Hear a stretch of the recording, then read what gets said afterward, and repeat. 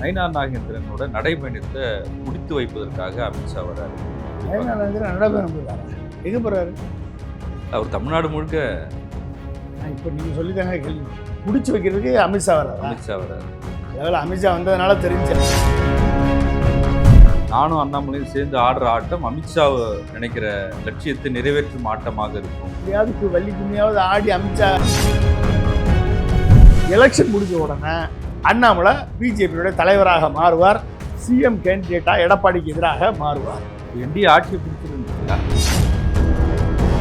எடப்பாடி எதிர்த்து நின்று போராடுறதுக்கு ஒரு தலைவன் இல்லையா எம்ஜிஆர் கட்சியில? சரி சரி, இப்ப செங்கோட்டையன் சொல்லிட்டார்ல, புரட்சி தளபதி வந்து 30% வாங்கிடுவாரு விஜய், 40% வாங்கிடுவாரு. யாராவது எழுதி கொடுப்பாங்க வந்து அதை வந்து இங்கே வந்து மேடையில் தப்பு தவறோ படிச்சுட்டு போவேன். இப்படி தான் நம்பி நாங்கள் மோடியை நம்பி ஏமாந்தோம். எம்ஜிஆரை கூத்தாடின்னு சொன்னாங்க, என்னையே கூத்தாடின்னு சொன்னாங்க. இவராக கத்திக்கிட்டு இருக்காரு. ரோட்டில் நின்று சந்தைக்கு போனேன்னு வச்சுக்கோங்களேன், சந்தைக்கு எங்கள் ஊர் சந்தையில் ஒவ்வொரு சந்தையிலையும் எவனா ஒரு கிறுக்கம் இருப்பான். அவன் பாட்டில் நடு ரோட்டில் நின்று கத்திக்கிட்டே இருப்பான்.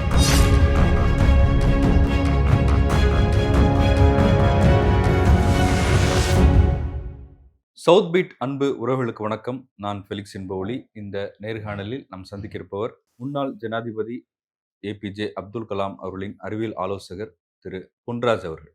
வணக்கம். வணக்கம் ஃபெலிக்ஸ். இப்படியாவது தமிழகத்துல கால் பதிக்கணும் அப்படின்னு பாஜக நினைச்சிட்டு இருக்காங்க. அப்படி ஆன்மீக ரீதியா அவங்க சில விஷயங்களை செய்யறாங்கன்னு வச்சுங்களேன். ஆன்மீகத்துக்கு எதிராகவோ உங்க பார்வையில ஆதரவாகவும் சில விஷயங்களை செய்யறாங்க. இப்ப இந்த சூழல்ல அமித்ஷா தமிழ்நாடு வராரு. அமித்ஷா வருவதற்கு முன்பாகவே கூட்டணியிலே எத்தனை சீட்டு அப்படின்லாம் பேசி முடிக்கணுன்றதுக்காக தான் பியூஷ் கோயல் வந்து போனாரு இதுக்கு முன்னாடி அப்படின்லாம் சொல்லப்படுது. இப்போ புதுக்கோட்டையில் நயினார் நாகேந்திரனோட நடைபயணத்தை முடித்து வைப்பதற்காக அமித்ஷா வர்றாரு. நயினார் நாகேந்திரன் நடைபயணம் போகிறாரா? எங்கே போகிறாரு? அவர் தமிழ்நாடு முழுக்க. நான் இப்போ நீங்கள் சொல்லித்தாங்க கேள்விப்படுறேன். போயிருக்காரு அவரு? ஆமாம் சார். தமிழ்நாடு எதுக்காக நடைபயணம் போனாரு? தமிழ்நாடு தலை நிமிர தமிழனின் பயணம். அப்படியா? முடிச்சு வைக்கிறதுக்கு அமித்ஷா வர்றாரு. அமித்ஷா வர்றாரு. அதாவது அமித்ஷா வந்ததுனால தெரிஞ்சு அட்லீஸ்ட் அவர் போனது எத்தனை என்ன இம்பாக்ட்னு பாருங்க. எனக்கு தெரியல அவர் போனாரா இல்லையான்னு. நம்மளுக்கு இல்லை, அதில் அதிமுக முன்னாள் அமைச்சர்லாம் கூட அந்தந்த பகுதியில் கலந்துட்டு பேசினாங்க. ஆனால் அண்ணாமலை கிடைச்ச அட்டென்ஷன் வந்து நயினார் நாகேந்திரன் கிடைக்கல. நயினார் நாகேந்திரன் நல்ல மனுஷங்க. நார்மலாக ஏடிஎம்கேல இருந்து ஒரு நல்ல மனுஷன், ஒரு சின்சியரான ஏடிஎம்கே தொண்டர். அவர் இன்றைக்கி பிஜேபியில் இருக்கார். அந்த பிஜேபியில் இருக்கக்கூடிய நயினார் நாகேந்திரனுக்குரிய பதவி கொடுத்துருக்காங்களே ஒழிய அதிகாரம் கொடுக்கப்படலை. அப்போ அதிகாரம் கொடுக்கப்படலை அப்படின்னா அண்ணாமலை செயல்பட்டது மாதிரி தன் இஷ்டத்துக்கு செயல்படுவதற்கு நயினார் நாகேந்திரன் அனுமதிக்கப்படலை.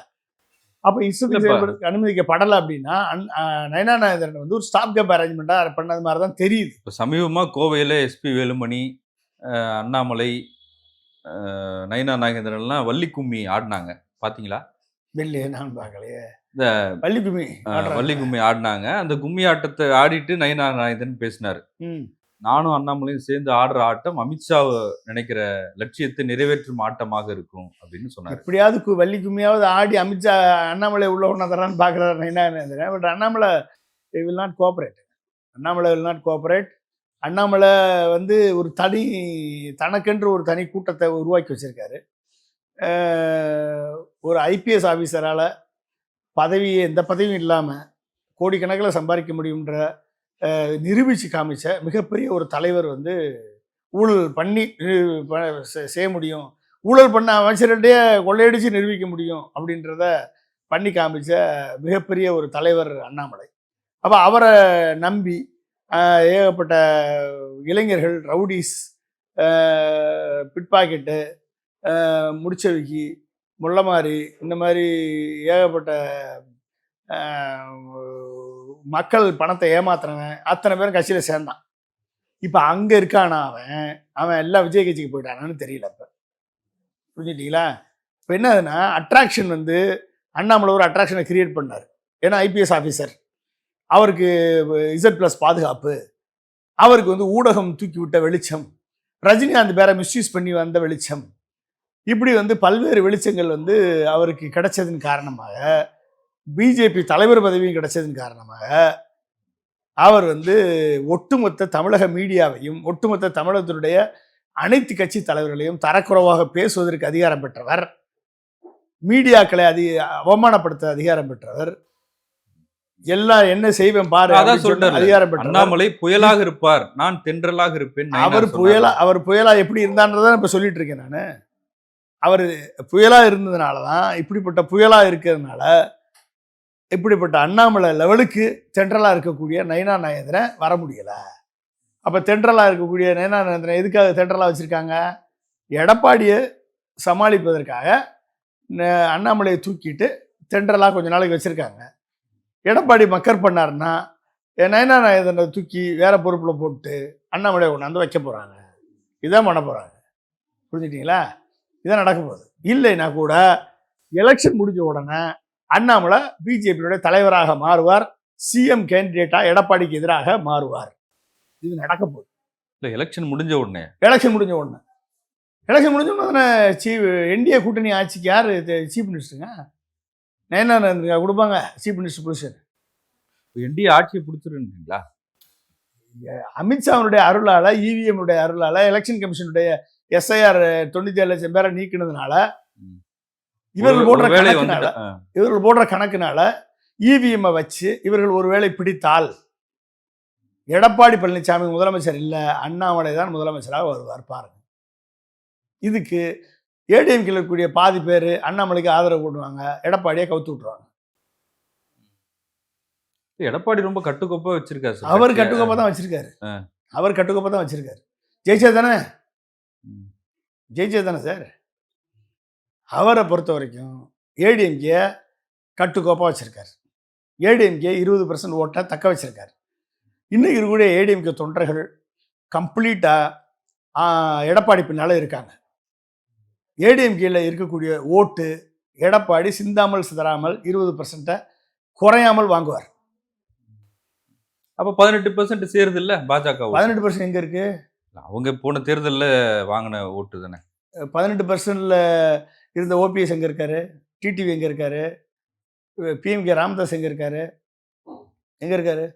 சொல்லுங்க. 3 பேர் தானே மேஜர் ஃபோர்ஸ். பிஎம்கே 6%, ஓபிஎஸ் ஒரு 2% வச்சுக்கோங்க, டிடிவி தினகரன் ஒரு 2%, எவ்வளோ ஆச்சு? 10% போச்சா?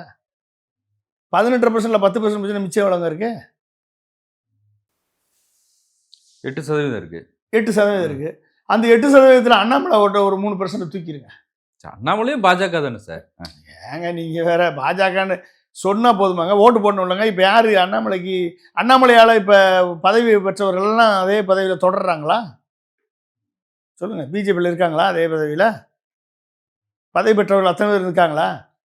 அண்ணாமலையிட்ட கிடைச்ச அட்டென்ஷன் நயனா நாகேந்திரன் கிடைக்குதா?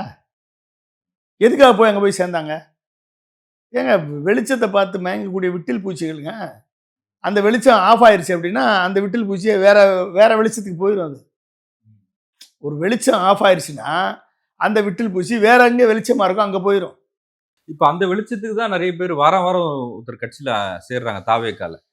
ஆமா, வேற வழி இல்லைல்ல. ஜேசிடி பிரபாகரன் கூட நேற்று போயிருக்காரு. ஆமா, அவர் நல்ல மனுஷன். உண்மையிலேயே ஒரு ஜேசிடி பிரபாகரன் ஒரு தங்கமான ஆளு, அருமையான அதிமுகவினுடைய தொண்டர், எம்ஜிஆருடைய தொண்டர். செங்கோட்டையன் ஒரு அருமையான எம்ஜிஆருடைய தொண்டராக இருந்தவர், எம்ஜிஆர் காலத்திலேருந்து பணியாற்றியவர். இவங்க 2 பேரும் ஏன் போனாங்க? ஏன்னா எடப்பாடி ஏற்றுக்கலைங்க. எடப்பாடியை வச்சு இனிமேல் ஒன்றும் ஒத்து வராது, எடப்பாடி விரட்டி விட்டார், அங்கே போயிட்டாங்க. அப்போ அற்ற குலத்து அருநீர் பறவைகள் போல் அவங்க எம்ஜிஆர் கட்சியில் இருந்துட்டு எம்ஜிஆர்கிட்ட பாடம் படிச்சுட்டு எம்ஜிஆருடைய பதவி வகித்து விட்டு எம்ஜிஆருக்கு இருந்த குவாலிட்டிஸை கூட ஒன்று கூட இல்லாமல், எம்ஜிஆருக்கு இருந்த தலைமை பண்பு இல்லாமல், எம்ஜிஆர் இருந்த திராவிட சித்தாந்த கொள்கையின் மீது உள்ள பிடிப்பு இல்லாமல், எம்ஜிஆர் மீது உள்ள மக்கள் சக்தியை தன் பக்கம் ஈர்க்க வலிமை இல்லாமல் எம்ஜிஆர்கிட்ட இவங்க என்ன கற்றுக்கிட்டாங்க? யார்கிட்ட இவங்க அடவு வச்சிருக்காங்க? ஏடிஎம்கே பணம் உள்ள எடப்பாடி பழனிசாமி கொள்ளையடிச்சு பிடபிள்யூ டிபார்ட்மெண்ட்டில் சீஃப் மினிஸ்டராக இருந்து கொள்ளையடிச்சு வச்ச பணத்தை வைத்து கொண்டு, பிடபிள்யூடி மினிஸ்டராக இருந்து கொள்ளையடித்து வைத்த பணத்தை வைத்து சசிகலா காலில் விழுந்து சீஃப் மினிஸ்டர் ஆகிய எடப்பாடி பழனிசாமி அவர்கள் கட்சியை ஏலத்தில் எடுத்திருக்கார். ஏலம் குத்தகை முடிகிறது இன்னும் ஒரு 5 வருஷம் ஆகும். அந்த குத்தகை 2026 எலெக்ஷனோட முடிய போதா, இல்லை 2026 எலெக்ஷனுக்கு அப்புறமும் தொடர போதான்றது மக்கள் தீர்ப்பை பொறுத்து இருக்கும். அப்ப இதை கூட எதிர்த்து நிற்க வலிமை இல்லாமல், ஓபிஎஸ்க்கு வலிமை இல்லை, பிஜேபியிட்ட போய் காலில் விழுந்து நிற்கிறார் அவர். ஓபிஎஸ்க்கு ஆளுமை இல்லை. 3 முறை உங்களை முதலமைச்சர் ஆக்கினாங்களே ஜெயலலிதா மேடம், நீங்கள் உங்களுக்கு ஒரு ஆளுமையாக இருக்க தெரியல, ஒரு ஆளுமையாக உருவாக தெரியல, அதிமுக தொண்டர்களை கவர தெரியல, ஒரு இன்க்ளூசிவ் பார்ட்டியாக உருவாக்க முடியல. டிடிவி தினகரன் ஜெயலலிதாவிடம் பாடம் பெற்ற எம்பி, ஜெயலலிதாவால் விரட்டப்பட்ட டிடிவி தினகரன், இறந்த பின்பு வந்து சேர்ந்து கொண்ட டிடிவி தினகரன் இன்னைக்கு தனி கட்சி, தனி ஆவர்த்தனம் நடத்தி கொண்டிருக்கிறார். அவர் வாட்டில் தனியாக பண்ணிட்டு இருக்கார். அவரால் முடிஞ்சதை அவர் பண்ணிட்டு போவார். எங்கே போனீங்க ஓபிஎஸ்? எங்கே போனீங்க வைத்தியலிங்கம்? எங்கே போனார் நம்ம முன்னாள் சபாநாயகர் பிஎஸ் பாண்டியன் பையன், அவர் பேர் என்னது? அவர் திமுகவுக்கு போயிட்டாரு. எங்கே போனார்? மனோஜ் பாண்டியன். மனோஜ் பாண்டியன் எங்கே போனார்? அன்வர் ராஜா, இவங்கெல்லாம் யாருக்கிட்ட இருந்தாங்க? இப்போ என்ன ஆச்சு? என்ன ஆளுமை எங்க? ஜெயலலிதாவிடம் கற்றுக்கொண்ட ஆளுமை எங்க? எம்ஜிஆரை பார்த்து இப்போ எடப்பாடி தான் கட்சியில் இருக்க முடியாதுன்ற ஒரு சூழ்நிலை வந்துருச்சு இல்ல? அப்ப எடப்பாடி எதிர்த்து கட்சி இருக்க முடியாதுன்னா எடப்பாடி ஏத்துக்கணும். எடப்பாடி ஏத்துட்டு போங்க, ஒட்டுமொத்தமா ஏத்துட்டு போங்க, எல்லாத்தையும் விட்டு கொடுத்துட்டு போங்க. உங்களுக்கு துணை முதலமைச்சர் பதவியை ஏத்துக்கிட்டீங்க? பிஜேபி சொன்னான்னு ஏத்துக்கிட்டீங்களா? உங்களுக்கு எதுக்கு நீங்க ஒருங்கிணைப்பாளர் பதவி ஏத்துக்கிட்டீங்க? உங்ககிட்ட நான் ஒரு அமைச்சராக இருந்துட்டு போறேன்ப்பா, இல்லை என்ன அவைத்தலைவராக போட்டு நான் இருந்துட்டு போறேன். 3 முறை முதலமைச்சர் இருந்தாரு, துணை முதலமைச்சராக போலாமாங்க? யூ லாஸ்ட் த கிரவுண்ட், அங்கேயே யூ லாஸ்ட் த ஃபீல்டு. அப்ப எடப்பாடி ஏத்துக்குங்க. எடப்பாடியை பொறுத்த வரைக்கும், அவரை பொறுத்த வரைக்கும் காலில் விழுந்து பதவி பிடித்தார். தனக்கு உதவி செய்தவர்கள் அத்தனை பேருக்கும் துரோகம் செய்தார். சசிகலா, டிடிவி தினகரன், ஓபிஎஸ், செங்கோட்டையன், இப்படி அத்தனை பேருக்கும் துரோகம் பண்ணார். மோடிக்கும் துரோகம் பண்ணார். ஒரு முறை 2024 எலெக்ஷன்ல இன்றைக்கு அவர் காலில் விழுந்து அவரது அதாவது எடப்பாடியை பொறுத்த வரைக்கும் எவன் எக்கேடு கிட்டு போனாலும் பரவாயில்ல, யார் எந்த எதுவும் தேவையில்லை, எனக்கு தேவை பொதுச் செயலாளர் பதவி, சீஃப் மினிஸ்டர் பதவி, 2 தான். மற்றவனுக்கு அமைச்சர் ஆனான்னா ஆகட்டன்னு, ஏடிஎம்கே ஆட்சிக்கு வந்தான்னா வராட்டன்னு, நான் பொதுச் செயலாளர் இருக்கணும். இதுதான் அவரை பொறுத்த வரைக்கும். மற்றவங்க ஏடிஎம்கேல இருக்கக்கூடிய அனைத்து மினிஸ்டர்ஸும் ஜெயிக்கணும், எடுத்துன்னு அனைத்து மினிஸ்டர்ஸும் கூட இருந்து உழைத்த மினிஸ்டர்கள் ஜெயிக்கணும், எம்எல்ஏக்கள் ஜெயிக்கணும், கட்சிக்காரர்கள் ஜெயித்து வரணும் அப்படின்ற எண்ணம் இருந்துச்சு. அப்படின்னா இவர்களை நினச்சிக்க வேண்டியதானே? ஓபிஎஸ் நிபந்தனையற்ற மன்னிப்பு நான் வரேன்னு சொன்னார்ல, ஏன் ஏற்றுக்கிற மாட்டேறீங்க? என்ன பிரச்சனை உங்களுக்கு? 75 வயசுக்கு மேலே என்ன சார் பண்ணுவீங்க நீங்கள்? இப்போ என்ன சார் வயசு அவருக்கு? எடப்பாடிக்கு 70. உங்களுக்கு சீஃப் மினிஸ்டர் பதவி அசூரன்ஸ். 6 மினிஸ்டர் போய் பேசுனாங்கல்ல, எடப்பாடி தான் சீஃப் மினிஸ்டர், எடப்பாடி தான் பொதுச் செயலாளர் சொன்னாங்களா இல்லையா? இதை ஏற்றுக்கொண்டு வருபவர்கள் வரட்டும். ஏன் உங்களுக்கு சொல்ல மனசு இல்லை? ஏன்னா நீங்கள் ஏடிஎம்கே ஆட்சிக்கு வருவதை விரும்பல எடப்பாடி. வெளியே அவர் நாடகம் ஆடுறாரு, வெளியே மக்கள்கிட்ட ரெட்டலைக்கு ஓட்டு கேட்குறாரு. அந்த 20% வாக்குகளை வைத்துக்கொண்டு பேர வலிமையை கூட்டிக் கொண்டு இதுவரை கொள்ளையடித்த பணத்தை சேமித்து வைத்துக்கொண்டு இருக்கலாம் என்று நினைக்கிறார். 75 வயசுக்கு மேலே இந்த கட்சி எப்படி நடக்க போகுது சொல்லுங்க? சரி, ஓபிஎஸ் 75 வயசு எடப்பாடிக்கு ஆகிறப்ப ஓபிஎஸ்க்கு என்ன வயசு? அவரோட கூட தானே. எடப்பாடிக்கு 75 வயசு ஆகிறப்ப செங்கோட்டையனுக்கு என்ன வயசாக இருக்கும்? அவரோட கூட தானே. இவங்கெல்லாம் உங்களுக்கு காம்படிட்டரா? அப்போ என்ன பண்ணியிருக்கணும்? எம்ஜிஆர் கட்சியை ஜெயலலிதா அவர்கள் எனக்கு பின்னும் 100 ஆண்டு காலம் இந்த அதிமுக இருக்கும் சொன்னாங்களா இல்லையா சட்டமன்றத்தில்? சரி இப்போ செங்கோட்டையன் சொல்லிட்டார்ல, இல்ல புரட்சி தளபதி சொல்றேன் வரேன், வேற வழி இல்லை. நான் என்ன சொல்றேன்னா, எம்ஜிஆர் உருவாக்கின ஒரு தலைவன் இல்லையா அதிமுகவை மீட்டெடுப்பதற்கு, எடப்பாடியோட எதிர்த்து நின்று போராடுவதற்கு? ஜெயலலிதா மாதிரி, ஜெயலலிதா ஜானகி அம்மா மாதிரி 2 பேரும் சண்டை போட்டு கடைசி ஜானகி அம்மா விட்டு கொடுத்தாங்களா இல்லையா? எடப்பாடி எதிர்த்து நின்று போராடுறதுக்கு ஒரு தலைவன் இல்லையா எம்ஜிஆர் கட்சியில? ஒரு எம்ஜிஆர் தொண்டன் இல்லையா? ஒரு ஜெயலலிதாவோட உண்மையான தொண்டன் இல்லையா? பணத்துக்காக இப்படியா இதா போவீங்க? சரி, ஓகே. அப்ப நீங்க ஒத்துக்கிறீங்கல்ல, எடப்பாடி தான். எடப்பாடி இவங்க எல்லாரையும் காட்டிலும் எடப்பாடி வந்து ஏடிஎம்கேல இருப்பது நல்லது. ஏன் அப்படின்னா, அட்லீஸ்ட் பிஜேபி கிட்ட போய் கூட்டணி வச்சா கூட நான் கூட்டணி மந்திரி சபை அமைக்க முடியாது, நான் தனித்து பெரும்பான்மை பெறுவேன் என்ற ஒரு நம்பிக்கையோட இந்த எடப்பாடி பழனிசாமி அவர்கள் பேசக்கூடிய அளவுக்கு நீங்க ஓபிஎஸோ செங்கோட்டையனோ மற்ற எந்த தலைவரோடும் பேசியிருக்க மாட்டாங்க. அந்த வகையில நீங்க பார்த்தீங்க அப்படின்னா எடப்பாடி பழனிசாமி இன்னைக்கு தகுதியான ஆள். ஆனால் இது தொடருமா, நீடிக்குமா அப்படின்னா அங்கதான் தெரியும். அப்ப என்ன பிரச்சனை? ஒரு கட்சி வந்து ஒரு செல்வாக்கு மிக்க தலைவரை இழக்கும் பொழுது அந்த கட்சி வந்து ஜனநாயகப்படுத்தப்பட்டால் மட்டும்தான், அந்த கட்சியில் ஜனநாயகம் இருந்தால் மட்டும்தான், கட்சியினுடைய பைலாவை ஃபாலோ பண்ணால் மட்டும்தான் அந்த கட்சி தொடர்ந்து நீடித்து வளரும். அப்போ எம்ஜிஆருடைய பைலாவை ஃபாலோ பண்ணாத வரைக்கும் அதிமுக வளர்ச்சிக்கு வாய்ப்பு இல்லை. அந்த வளர்ச்சிக்கு வாய்ப்பு இல்லை, நம்மளால் பண்ண முடியாது என்ற நம்பிக்கையற்றவர்களாக இருப்பதனால தான் இன்னைக்கு செங்கோட்டையன், ஜேசிடி பிரபாகரன் இவங்க எல்லாரும் வந்து விஜய்கிட்ட போய் இன்னொரு நடிகர்கிட்ட போய் காலில் விழுந்து நிற்கிறாங்க. இப்போ ஆதவ அர்ஜுனா சொன்னார்ல சமீபமா, அதாவது அதிமுக தொண்டர்கள் எங்க பக்கம் தான் இருக்காங்க, காங்கிரஸ் தொண்டர்கள் எங்க பக்கம் தான் இருக்காங்க, விசிக தொண்டர்கள் எங்க பக்கம் தான் இருக்காங்க, தலைவர்கள் தான் அங்கங்க இருக்காங்களே தவிர தொண்டர்கள்லாம் வந்துட்டாங்க. ஆதவ அர்ஜுனா அவனுடைய கால்குலேஷன் வந்து முதல்லயே ஒட்டுமொத்த தமிழ்நாடுமே விஜய் பக்கம் தான் இருக்குன்னு சொல்லி தான் போய் சேர்ந்துருக்காப்புல. புரிஞ்சுட்டிங்களா? விஜய் ஒரு ஆள் புதுசாக கட்சி ஆரம்பிக்கிறாரு. இப்போ சேர்றவன்லாம் பலம் தானே, சேர்றவன்லாம் பலம் தானேங்க. ஆமாம். எங்கேருந்து வருவாங்க? இத்தனை பேர் எங்கேருந்து வராங்க?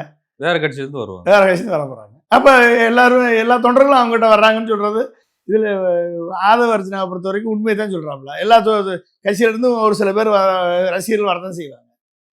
ஆனால் எத்தனை ரசிகர்கள் இருக்காங்கன்றது நம்மளுக்கு வெட்ட வெளிச்சமாக தெரிஞ்சு போச்சு.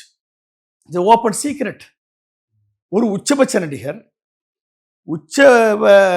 கேரியரின் உச்சத்தில் இருந்த நடிகர் 1000 கோடி வருமானத்தை வருடத்திற்கு இழந்து விட்டு அரசியலுக்கு வந்து மக்களுக்காக நல்லது செய்ய வருகிறேன் என்று சொன்ன, இதுவரை எச்சி கையால் காக்காயை கூட விரட்டாத ஒரு நடிகர், எந்த உதவியும் செய்யாத ஒரு நடிகர், எம்ஜிஆரை போல நான் வருவேன், எம்ஜிஆரை கூத்தாடின்னு சொன்னாங்க, என்னையே கூத்தாடின்னு சொன்னாங்க, இவரை கத்திக்கிட்டு இருக்கார். இப்போ ரோட்டில் நின்று சந்தைக்கு போனேன்னு வச்சுக்கங்களேன், சந்தைக்கு எங்கள் ஊர் சந்தையில், எங்கள் ஊரில் தோணுகளில் வியாழக்கிழமை சந்தை நடக்கும். அந்த சந்தைக்கு போனேன்னா ஒவ்வொரு சந்தையிலையும் எவனா ஒரு கிறுக்கன் இருப்பான். அவன் பாட்டில் நடு ரோட்டில் நின்று கத்திக்கிட்டே இருப்பான். நீ அப்படியெல்லாம் அவனை பார்த்து என்ன பண்ணுவாங்க, எல்லாரும் ஒதுங்கி போவாங்க. பண்ணிட்டீங்களா? அப்போ என்ன ஆகும், ஒரு லாரி, பெரிய லாரி வந்து போயிட்டுருக்கு, அது 4 வழி சாலையில் பெரிய புல்டோசர் லாரி போயிட்டுருக்கு. பின்னால் 2 பேர் மோட்டர் பைக்கில் வந்து லாரி மேலே இடித்து கீழே விழுந்து கை காலை உடச்சிக்கிட்டு 41 பேரை காலை சாக பலி கொடுத்துட்டு, ஓகே, டிவிகே வெர்சஸ் டிஎம்கேன்னு ஒருத்தர் சொல்லுவான்னு வச்சுக்கோங்க, எப்படி இருக்கும்? லாரி போயிடுச்சு, அது வாட்டில் போயிட்டு இருக்கு. ஜனநாயக நாட்டில் சொல்லலாம்ல சார்? நீ சொல்லலாம், நீங்க என்ன வேணாலும் சொல்லலாம்ப்பா, உங்களுக்கு ஒன்றும் பிரச்சனை இல்லை, நீங்க என்ன வேணாலும் சொல்லலாம். திமுகவும் தொடக்க காலத்துல காங்கிரஸ் எதிர்த்துன்னு வந்தாங்க. ஏங்க எதிர்த்து வர்றதுக்கு உனக்கு சாலிட் பேஸ் என்னங்க இருக்கு? Tell me the solid base. 30 வருஷம் என் படத்தை பார்த்துருக்கீங்கன்னு ஆதரிச்சிருக்கீங்க. என்ன படத்தை பார்த்துருக்கேன்? இன்னும் 30 வருஷத்துக்கு நான் உங்களுக்காக உழைக்க போறேன். உன் படத்தை பார்த்து இது வரைக்கும் உன் படத்துல இருந்து ஒரு பாட்டாவது நீ இத்தனை நாள் நடந்த மீட்டிங்ல பாடி இருக்கியா? அந்த ஒரு பாட்டாவது பாடுற அளவுக்கு அது உன் படத்துல ஒரு பாட்டாவது எடுத்திருக்கியா? ரத்தத்தின் ரத்தமே எல்லாம் பாடி இருக்காரு. என்ன யார் ரத்தத்தின் ரத்தமே? ரத்தத்தின் ரத்தமே எம்ஜிஆர் பாட்டுங்க. அது விஜய் படத்துலயும் வருது சார் அந்த பாட்டு. அதெல்லாம் எம்ஜிஆர் பாட்டு, எங்க வீட்டு பிள்ளை பாட்டு. இது நீ 30 வருஷம் படத்தில் நடிச்சு இந்த தமிழ்நாட்டுக்கு என்ன பிரயோஜனம்? நீ வாரிசு அரசியலை எதிர்த்து வந்த வாரிசு நடிகர் தானே நீ, டைரக்டருடைய வாரிசு நடிகர் தானே நீ, வாரிசு அரசியலை எடுத்து வர்ற. எப்படி ஒரு கான்ட்ரடிக்ஷன்? ஊழலை எதிர்த்து வரக்கூடிய ஊழலற்ற நேர்மையாளர் நீ. 10 ரூபா டிக்கெட்டை வந்து 100 ரூபாய்க்கு விற்கிறவன், 100 ரூபா டிக்கெட்டை 1000 ரூபாய்க்கு விற்கிறவன், 1000 ரூபா டிக்கெட் 200 ரூபா டிக்கெட்டை 2000 ரூபாய்க்கு விற்கிறவன், வித்து ஊழல் பண்ண சொத்து சேர்த்து தானே நீ வந்து ஊழல் எதிர்த்து போராட்டம் பண்ண உன்னை எப்படி நம்புவான்? எப்படி நம்புவான்? ஏன் உனக்கு மட்டும்தான் ரசிகர் இருக்கானா? இங்கே உனக்கு மட்டும்தான் ரசிகர் இருக்கானா? தமிழ்நாட்டில் 2 கோடி இளைஞர்கள் இருக்கான். 1,60,00,000 பேர் 8ஆம் வகுப்பு ஃபெயிலு, 10ஆம் வகுப்பு ஃபெயிலு, 12ஆம் வகுப்பு ஃபெயிலு. 60 70 லட்சம் பேர் கிராஜுவேட்ஸ், போஸ்ட் கிராஜுவேட்ஸ், 4 லட்சம் பேர் வந்து PhD scholars, MBBS, medical side. புரிஞ்சுட்டீங்களா? இதில் உனக்கு மட்டும் தான் ரசிகர் இருக்கானா? ஏன் விஜய்க்கு மட்டும் அஜித்துக்கு ரசிகர் இல்லையா? சிவகார்த்திகேயனுக்கு ரசிகர் இல்லையா? தனுஷுக்கு ரசிகர் இல்லையா? சிம்புக்கு ரசிகர் இல்லையா? அவங்களாம் அரசியல் வரலையே. அரசியல் வரல. ரஜினிக்கு ரசிகர் இல்லையா? கமலுக்கு ரசிகர் இல்லையா? இவங்கெல்லாம் உனக்கு வந்து ஓட்டு போட்டுருவானா? அவனுக்கு ஒரு பொலிட்டிக்கல் லீனிங்ஸ் இருக்குல்ல, அவனுக்கு ஒரு பொலிட்டிக்கல் லீனிங்ஸ் இருக்குல்ல, உன்னை எப்படி நம்பி வருவான்? நீ இது வரைக்கும் கமல் செய்த நற்பணி மாதிரி ஏதாவது பண்ணியிருக்கியா? இது வரைக்கும் என்ன பண்ணியிருக்க? விஜய் மக்கள் இயக்கம்னு வச்சு அங்கங்கே நீ பணம் கொடுத்துருக்கியா? கமல் பணத்தை கொடுத்துருக்காரு, சொந்த பணத்தை கொடுத்துருக்காரு. ரஜினிகாந்த் எத்தனையோ பேருக்கு மறைமுகமாய் அது வெளியே தெரியாம உதவி பண்ணிட்டு தான் இருக்காரு. இரவு பாடசாலை, கம்ப்யூட்டர் சென்டர் எங்க நடக்குது? எத்தனை பாடசாலை நடக்குது? இன்னைக்கு ஆரம்பிச்சிங்க, இரவு பாடசாலை ஆரம்பிச்சிங்க, எத்தனை நடக்குது? மெடிக்கல் கேம்ப் எத்தனை நடந்துட்டு இருக்கு? உணவு எத்தனை பேருக்கு உணவு போட்டுக்கிட்டு இருக்கீங்க சொல்லுங்க. அப்ப நீ சொன்ன எதையுமே கட்சி ஆரம்பிச்சு இரவு பாடசாலை நடத்துவேன் நடத்தல. அரசு தான் வந்து இல்லம் தேடி கல்வி நடத்திட்டு இருக்கு. நான் வந்து உணவு போடுவேன்னு சொல்கிறேன். ஏடிஎம்கே சர்க்கார் தான் அம்மா உணவகம் கொண்டாந்து உணவு போட்டது. நீ எங்கே போட்ட உணவு? பிள்ளைகளுக்கு நோட்டு புத்தகம் கொடுத்துக்கிட்டு இருக்க, புத்தகம் கொடுத்து ஃபோட்டோ எடுத்து ஒரு நாள் ஃபுல்லாக நின்று ஒரு மீடியா விடயத்தை கிரியேட் பண்ணுற. ஆனால் சத்தம் இல்லாமல் சிவகுமாருடைய பசங்க சூர்யாவும் கார்த்தியும் நூற்றுக்கணக்கான பேர வாழ்க்கையில் முன்னேற்றத்துக்கு அடுத்த நிலைக்கு எடுத்து சென்றிருக்கிறார்கள். இது நீ இத்தனை சொல்லிட்டு இருக்க. கல்வியில் சிறந்த தமிழ்நாடாக தமிழ்நாட்டை உணவு காலை உணவு திட்டத்திலிருந்து அன்பு சோலை திட்டம் வரைக்கும் தமிழக முதல்வர் கொண்டு வந்து லட்சக்கணக்கான பேரை வந்து படிக்க வச்சுக்கிட்டு இருக்காரு. லட்சக்கணக்கான பேருக்கு காலை உணவு திட்டம் போட்டுட்டு இருக்காரு. புதுமை பெண் திட்டம், தமிழ் புதல்வன் திட்டம், நான் முதல்வன் 42 லட்சம் பேர் ஸ்கில்டு மேன் பவராக உருவாயிருக்கான். இத்தனை பண்ணவெல்லாம் பேசாமல் செவனின்னு இருக்கான். நீ ஒன்றுமே பண்ணாமல் நான் பண்ணேன்னு சொன்னால் அவனை நம்புறதுக்கு வேண்டாம் இருக்கான். எவன் இருக்கான் சொல்லுங்க பார்ப்போம். அப்போ நீ என்ன யார் எதை வந்து பில்டப் பண்ணுறீங்க?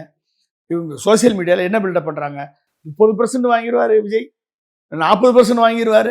இதை நம்பி அதிமுகவில் இருக்கக்கூடிய விட்டில் பூச்சிகள், அதிமுகவில் எடப்பாடியால் துரத்தப்பட்டவர்கள் எல்லாரும் விஜய் பக்கம் போகிறாங்க அப்படின்னா, நீங்கள் நான் சொல்கிறேங்க இல்லைங்க, ஓபிஎஸ், டிடிவி, தேமுதிக, வேற பாமகவில் ஒரு குரூப்பு, இந்த 4 பேரும் போய் விஜய்கிட்ட சேர்ந்தா சீமான ஒரு வேளை 8% கிராஸ் பண்ணலாம். இல்லைன்னா சீமானை கிராஸ் பண்ணுறதுக்கு இவர் 50% கம்மியாக தான் இருப்பார். எப்படி சொல்கிறீங்களே? நீ உச்சபட்ச நடிகர் தானே. நீ கட்சி ஆரம்பிச்சு 2 வருஷம் கழிச்சு நான் மாநாடு போட்ட. நீ போட்ட மாநாடு விக்கிரவாண்டி மாநாட்டில் சேர் போட்டது எத்தனை? 1 லட்சம் சேர். கூட்டம் வந்தது 3 லட்சம் கூட வச்சுக்கோங்க. 3 லட்சம் பேர் மிகப்பெரிய கூட்டத்தை காமிச்சு பயங்கரமான கூட்டம். அங்கே தான் இம்ப்ரெஷன், ஃபர்ஸ்ட் இம்ப்ரெஷன், கொள்கை அறிவிப்பு, தலைவர்கள். நீ வாங்கின அத்தனை பேருமே கடன் வாங்கின தலைவர்கள். உனக்கு என்ன கொள்கை இருக்கு? எல்லாமே ஆல்ரெடி கடன் வாங்கின தலைவர்கள் தான் கொள்கை வச்சிருக்க. நீ என்ன புது கொள்கை சொல்ல போற? என்ன புது சொல்ல போற? சொன்ன கல்வியில், மருத்துவத்தில், தொழில்துறையில், குடிநீரில், சாலை வசதியில் நான் என்னத்தை புதுசாக சொல்கிறது? நான் என்ன சந்திரமண்டலத்துக்கு ரோடா போட முடியும் அப்படின்னு கேட்டால் தானே நீ. அப்போ உன்கிட்ட திட்டமும் இல்லை, தொலைநோக்கு பார்வையும் இல்லை, உன்கிட்ட கொள்கையும் இல்லை. உன்னை எதை நம்பி வருவான்? யார் வர்றான் உன்னை சுற்றி வரவன்? அன்னைக்கு வந்த 3 லட்சம் பேர் விக்கிரவாண்டியில் 6 பேர் செத்தான். 20 லட்சம் கொடுத்தியா? மதுரையில் எத்தனை பேர்? மதுரையில் 1.5 லட்சம் சேர் போட்டான்னு சொன்னாங்க. பெரிய கிரவுண்டு விக்கிரவாண்டியை விட 1.5 லட்சம் சேர். நீங்கள் டபுள் ஆக்கிக்கங்க 3 லட்சம். அதை கூட இன்னொன்று ட்ரிபிள் ஆக்கிக்கோங்க 4.5 லட்சம். இன்னும் கூட ஒரு 50,000 சேர்த்துக்குங்க. 5 லட்சம் பேர் வந்தாருன்னு வச்சுக்கோங்க. தமிழ்நாட்டில் 2 மாநாடு நடத்திருக்க. உன் கட்சிக்காரன் உன்னை பார்க்கணுன்னு வெறியில் அலையிறான். உன் கட்சிக்காரன் உன்னை பார்க்க பைக் எடுத்துகிட்டு ஓடி வர்றான்.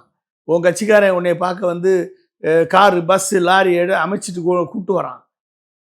இத்தனையும் கூப்பிட்டு வர்றவன் எவனாவது வராமல் இருப்பானா? சொல்லுங்க, எவனாவது வராமல் இருப்பானா?